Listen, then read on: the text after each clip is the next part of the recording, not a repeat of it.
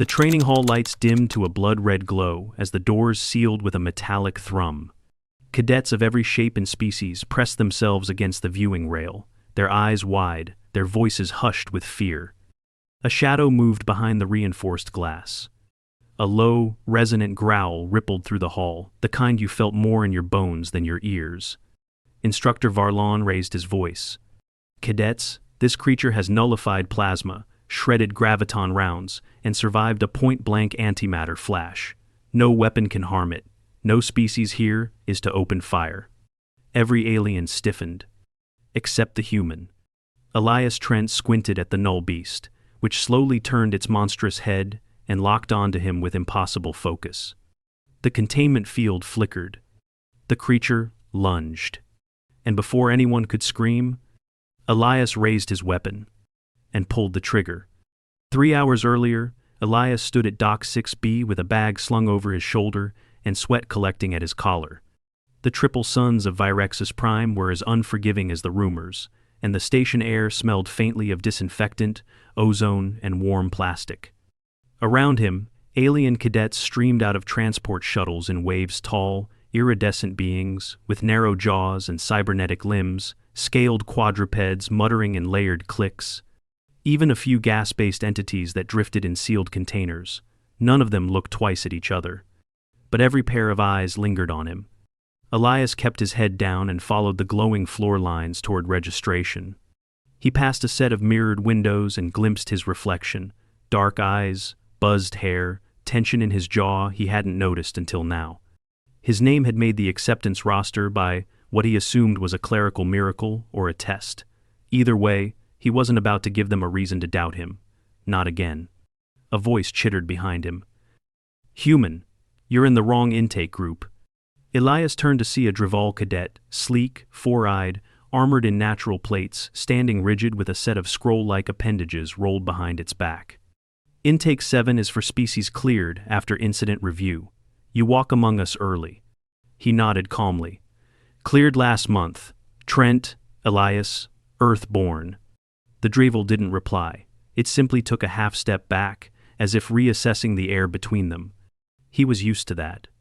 Inside the Academy's atrium, light from the Sun Trio filtered through crystalline domes, sending shifting rainbows across the floor. Holograms floated above registration desks, cycling languages until they found your own. Elias approached his terminal. The machine chirped. "Welcome, human, Elias Trent. Species integration level 3. Caution. Special handling protocols active." "Reassuring," Elias muttered. The machine printed a band and assigned him to Cohort 47. Cohort 47's orientation chamber was enormous, wide enough to park a battleship, cold enough to see your breath. Rows of cadets stood in organized formations, sorted by species. Elias stood alone. Instructor Varlon entered from the side tunnel, flanked by 2 aides and an auto-drone buzzing with telemetry equipment. His scales were a shifting blue-gray, armor-like, and shimmered faintly as he moved. "You are the first to survive your selection cycle," Varlon announced, "which means the Academy deems you useful, or dangerous, or both." His eyes landed briefly on Elias. No reaction, just a note. "You will train in universal combat doctrine, but first, you must understand why some threats cannot be met with force." The room darkened. A holoscreen unfolded in midair. It showed a creature unlike anything Elias had seen, not even in the disaster files. Massive, armored in deep layers of pulsating plates, limbs that could reconfigure in real time. Its head lacked a mouth but held 2 black, endless eyes. "The Morvath Null Beast," Varlon said. "Engineered. Not by us. Its origin is not relevant here. What matters is that it adapts. Every energy type known to the Galactic Registry, plasma, graviton, antimatter, positron spike, rendered ineffective." Cadets murmured. Even some instructors looked uneasy. Varlon continued. "We keep one contained here, for demonstration only. Its threat profile is not theoretical. You will observe it. You will not engage." He pointed to the chamber doors. "This is your first test. Follow orders." Elias had trained on 20 different weapons systems before arriving. He'd qualified for close combat, zero-G operations, and emergency field medicine. But standing behind the containment rail now, with the null beast behind reinforced glass, all that training evaporated. The room vibrated as the creature stepped forward. Every cadet leaned back. A few whimpered. The rail vibrated as the kinetic field adjusted to the creature's pressure waves. But Elias didn't move. Because the beast had already locked onto him, its eyes, black and glassy, tracked his every breath. He held still. It wasn't reacting to Varlon's voice. It wasn't posturing toward the closest cadets. It was focused on him like a memory surfacing from somewhere deep. The containment field buzzed softly. Then something changed. A shift in the pattern across the creature's armor, slight, almost imperceptible. The plates shimmered, then dimmed in a specific rhythm. Elias frowned. The rhythm matched his breathing. The beast exhaled. So did he. He blinked. Once. It did not. Then the lights above flickered. The field shimmered. "Stabilizer drop," someone shouted. "Compensators aren't catching." A red alert blinked across the wall display. "Remain calm," Varlon barked. "Do not engage. I repeat." The null beast reared back and slammed into the field. Sparks erupted along its edge. Screams. Cadets scrambled away from the rail. Elias didn't move. The flicker came again, this time strong enough to knock the lighting offline for half a second. When they returned, the null beast was inches from the barrier. Its plates had changed color. Not fully. Just a stripe along its chest, a subtle sheen of violet layered over black. No one else seemed to notice. But Elias did. His weapon was a training model. Compressed phase pulse. No lethal charge. No armor penetration. A toy. He raised it anyway. "Travers, stand down!" Varlon shouted. But Elias wasn't aiming out of panic. He had seen something, a pattern that didn't belong. The ripple of color in the beast's plating wasn't defensive. It was signaling. The null beast tensed. The containment field sparked. Elias fired. A single pulse. The light hit the creature's chest, struck the violet shimmer, and instead of dispersing, it stuck. For a half second, the blast halo held there like it had been caught. The null beast stumbled backward. Then something stranger happened. It paused. The plates across its body flared outward in a wave, not defensive, not aggressive, responsive. The room fell silent. No one screamed now, no one moved. The creature emitted a low, tonal vibration that pulsed into the floor, through the walls, and into the bones of everyone present. Instructor Varlon stepped forward, weapon drawn. "Security, initiate lockdown. Lock this facility down now." The null beast didn't attack. It took a step forward, toward Elias. Then another. The instructors moved between it and the rail, but it didn't even glance at them. It simply tracked Elias with unnerving calm. The field rebooted. Energy barriers flared to life. The creature stopped a hair's breadth from the boundary, but it never broke eye contact.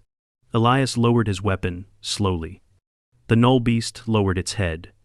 In the stunned silence, Varlon's voice cracked the air like a whip. "Trent, you are under detainment for violation of engagement protocol and biological provocation." Guards surrounded him. He didn't resist.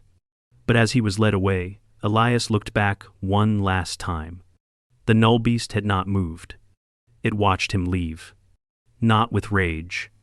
Not with confusion. But with a quiet certainty like it had been waiting for him.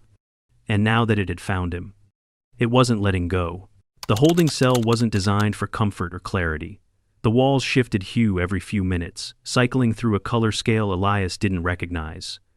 There was no bed, just a bench molded from the same alloy as the floor. A trickle of cold air hissed from a vent near the ceiling, and for an hour, the only sound was Elias's breathing. Eventually, the door hissed open. Instructor Varlon entered first, followed by 2 security officers and a medical drone. The air shifted tenser, heavier. "You will explain," Varlon said, voice as sharp as ever. Elias sat up straighter. "I saw a change in its armor, a pattern. No one reacted, so I thought." "You thought?" Varlon's voice thundered off the walls. "You disobeyed direct protocol in front of 60 witnesses. You thought a training weapon could achieve what antimatter failed to do? I didn't think it would kill it, Elias said. I thought it wanted me to. The silence that followed was unnatural, not the absence of noise, but the vacuum left when logic abandons a room. Wanted? Varlon repeated. Explain. Elias tried to find the words. It mimicked me, its breathing, its gaze. And right before it charged, its plating changed. A vertical ripple along its sternum, violet over black, synced to my breathing pattern. I recognized the frequency. The two security officers exchanged glances. The drone beeped, a soft uncertainty. Instructor, one of them said, if he's telling the truth. Silence. Varlon's eyes locked back on Elias. Do you expect us to believe the null beast, a creature without higher cognition, let alone language, chose you? I don't expect anything, Elias said, carefully. But I know what I saw, and I know what it did after I fired. It had moved toward him, not like prey, not like predator, like a machine rebooting toward a known signal. You're not the first human to break protocol, Varlon muttered, pacing. But you may be the first to do so in a way we cannot easily classify. Elsewhere, containment alarms still echoed. The null beast had been moved to secondary enclosure Delta, a reinforced vault layered in magneto-shell fields and guarded by 36 drones. It didn't resist, didn't flinch. But when it passed the corridor near Elias's cell, it stopped, dead still, and turned. One camera caught it a moment where the beast's entire armored frame shifted orientation, not toward the guards, not toward escape, toward Elias's direction. And then it sat. Legs folded, plates relaxed, gaze pointed at the corridor bulkhead like it could see through the walls. It remained there for 2 hours. Didn't move. Didn't blink. Didn't even breathe loudly. The analysts called it unprecedented. Academy Hall 5A was rarely used. Its walls were insulated, its seats arranged in a circular tier like an old council chamber. Today, it was packed. Xenobiologists, military tacticians, 3 data priests from the Argon congregate, and a dozen instructors sat in silence as the incident replayed on the screen. The key moment, Elias's shot, froze mid-frame. A red circle highlighted the shimmering pulse in the null beast's armor. There, said Instructor Pila. That's what the human claims to have seen. A Drellin biologist nodded. He's not wrong. That shimmer doesn't appear in any prior exposure tests. Not with plasma, not even radiation mesh. It formed before the weapon fired, another added. And dissipated afterward, said Pila, coinciding exactly with the human's discharge pattern. Coinciding, muttered one of the Argon priests, or triggered by? The room fell quiet. The lead tactician, a grizzled pharynx veteran with augmented eyes, leaned forward. We've studied null beasts for 80 years. None have ever responded to stimuli with recognition patterns, until now. Then we're asking the wrong question, said Pila. It's not what the creature reacted to, it's who. Elias sat in the med bay now, arms crossed as a bioscanner hummed beside him. A medical officer scanned his vitals, clearly unsettled by the data. Pulse rhythm, baseline, but spiking during memory recall. Neural mapping indicates high stress cognition, but no hallucination patterns. He's telling the truth, or believes it. Elias raised an eyebrow. That's your way of saying I'm not insane? The officer didn't answer. A moment later, Varlon returned, a datapad in hand. You're being released. Under observation. Elias stood, cautiously. Observation as in monitored classes? Observation, Varlon said, as in escorted movement, restricted sleep cycle, and assigned proximity to the creature. Elias stared at him. Wait, you want me near it? We don't want anything, but the null beast has refused food, shifted posture, and reoriented its position to face your section of the academy for 6 hours. If we move you, it follows. If we shield you, it circles the perimeter. If we play recordings of you... Recordings? Yes, Varlon snapped. We tested over 100 sensory probes. It ignored them all, except yours. Elias swallowed. So now what? Now, said Varlon, you'll go back into containment. Not armed, not unarmed. We'll observe its reaction. And if it tries to communicate... It's a beast, Elias reminded him. You said it wasn't sentient. We may have been wrong. Containment Room Delta was quieter than the others. No observers, no cadets, just thick steel, sensor drones, and a long central corridor. Elias stepped through the airlock, unarmed, hands at his sides. The null beast waited. As soon as he entered, it stood. A deep resonance filled the room like a tuning fork pressed to bone. The creature's plates shifted, this time in a slow, deliberate pattern. Not threat, not defense. A greeting. Elias exhaled. "Okay," he said, "you've got my attention." The creature took one step forward, then stopped. It lowered its head, and then impossibly it made a sound. A tone, low and harmonic, with a rhythm that pulsed, in sync with Elias's heartbeat. From the observation room, Varlon stared in silence. "Update the logs," he whispered. "This is no longer a containment protocol." Pila glanced at him. "Then what is it?" Varlon didn't answer for a long time. Finally, he said, "It's a relationship." The null beast stood still as a statue, not dormant aware. Its entire body remained aligned with Elias's position, and its head moved with uncanny precision to match even his smallest steps. From the outer observation corridor, nothing else mattered. The galaxy's most unkillable biological weapon was following a human, not attacking, following. Inside the chamber, Elias took another cautious step. The kinetic field behind him shimmered faintly as the chamber's monitors recorded everything: posture, breath rate, harmonic emissions. The creature didn't flinch. It simply adjusted its stance again, plates folding like petals closing at dusk. "Can I approach?" Elias asked aloud, not to the creature, to the calm embedded in his collar. Silence. "Then, proceed," said Varlon's voice, rough with hesitation. "Slowly." Elias moved forward, counting each footstep. 4 meters. 3. At 2, the null beast made a sound. Not a growl, not a pulse, a harmonic one that bent low, then spiked just above human hearing range. The room's AI flagged it instantly, pattern unrecognized. But Elias did recognize something. It wasn't random. It had rhythm, intent, structure.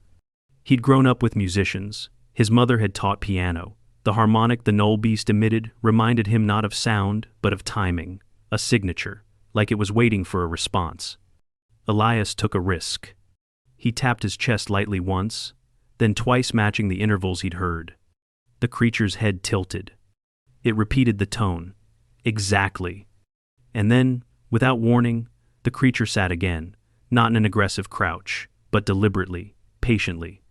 Elias turned slightly to the observation glass. "I think it's trying to teach me something." From the control room, Pila's voice crackled over comms. "Or it's mimicking you." "Maybe," Elias replied. "But if it is, it's doing it, with purpose." By the next morning, the data logs had been replicated across 6 research stations and flagged by the Intergalactic Bioethics Board. Debate raged. Was the null beast sentient, responsive? Could its apparent connection to Elias be classified as bonding? Every answer led to more questions. And while the scientists fought, Elias was pulled into a different battle. He was now the Academy's primary experiment. They assigned him to a specialized chamber for observation. His meals were monitored, conversations recorded, and once a day they escorted him under armed guard into the null beast's presence. And each time, the creature greeted him with a new tone. Each tone built on the last. A pattern was forming. "Like a vocabulary," said one of the linguists watching the footage. "It's not mimicking anymore. It's escalating. This is proto-language." "Based on what?" Another scoffed. "Musical intervals?" "Based on him," the first snapped, pointing at Elias. "It's learning through him." Even Varlon couldn't dismiss the facts anymore. What no weapon could trigger, Elias could. What no protocol could reach, Elias had. Day 6 changed everything. Elias had begun taking notes, sketching rough diagrams of the tones and response patterns. He'd even begun humming back the tones, tentative, awkward, but the null beast always responded. Always. Until day 6. That morning, the creature didn't tone, didn't stand. It was curled in the far corner of the chamber, motionless, plates pulled in tight, breathing shallow. Elias paused just inside the barrier. "What's wrong with it?" he asked. No response from the comm. He stepped forward. 1 meter, 2. Still no reaction. Then he noticed the sound. Faint, subaudible, a vibration coming from beneath the floor. Elias dropped to one knee and pressed his hand to the plating. A low-frequency thrum, not the null beasts. Something else. "Instructor," Elias said sharply. "What else is powered on down here?" A pause, then a scrambling of voices behind the comm link. "Checking. Stand by." But Elias already knew. "It's being jammed." He looked up. "You're blocking its emissions." Another pause. Then Varlon's voice came through, quiet but unflinching.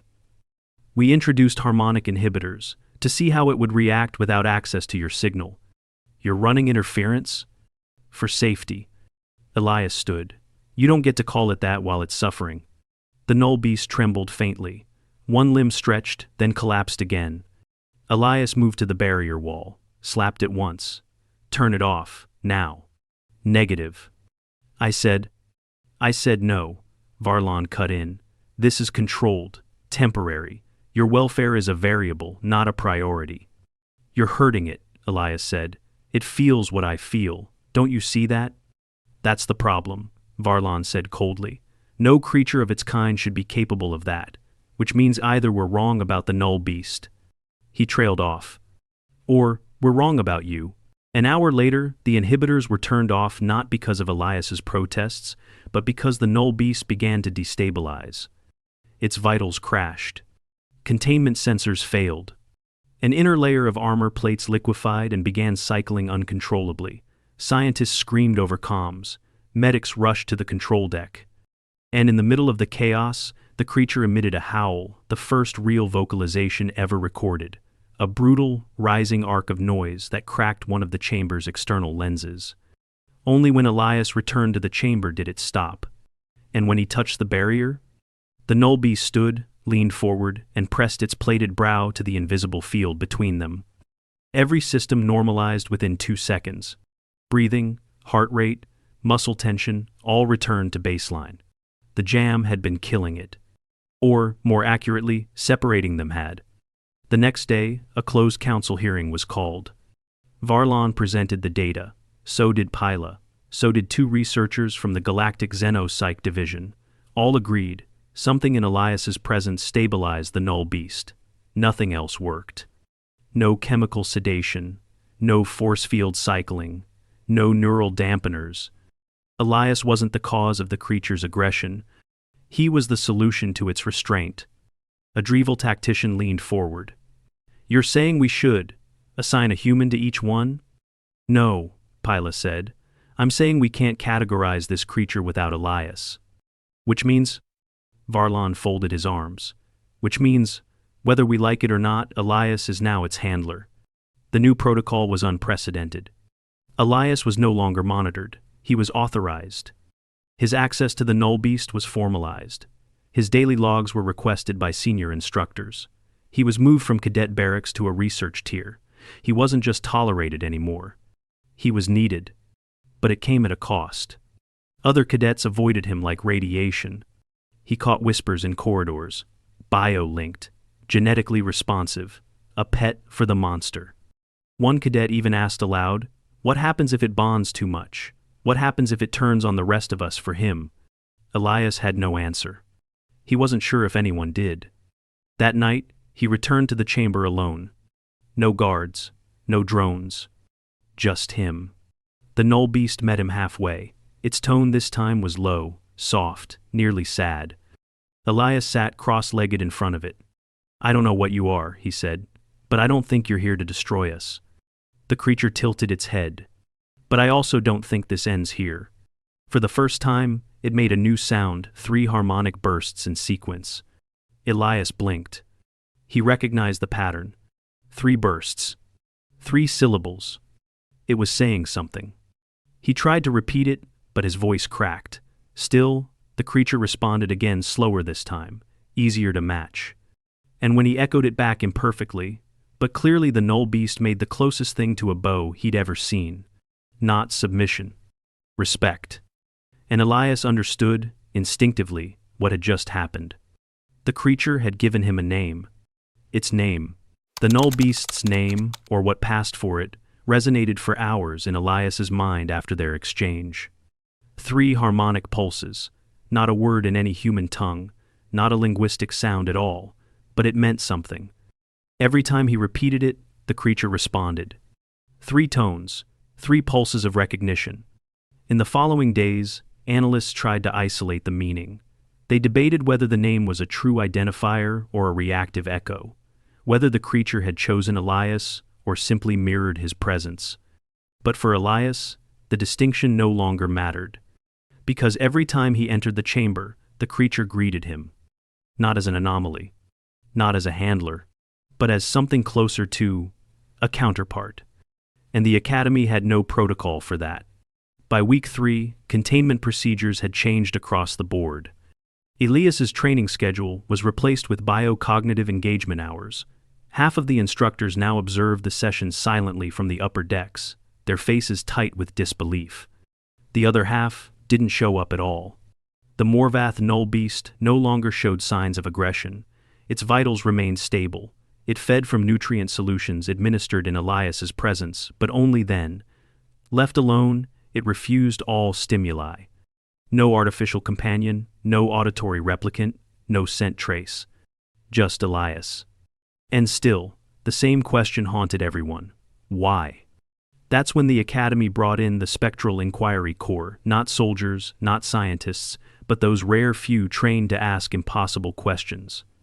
They interviewed Elias for 7 hours straight. Did your ancestors breed something like it? No. Have you ever encountered similar frequencies on Earth? No. Do you feel fear in its presence? Elias had to pause for that one. Not exactly, he finally said.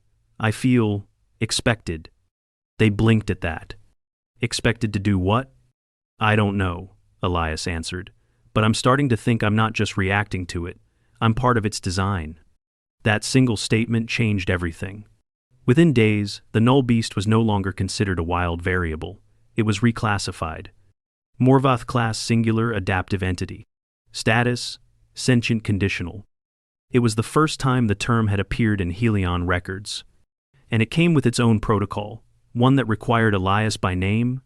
He was now listed not just as a cadet, not just as a biological variable, but as a required component in containment.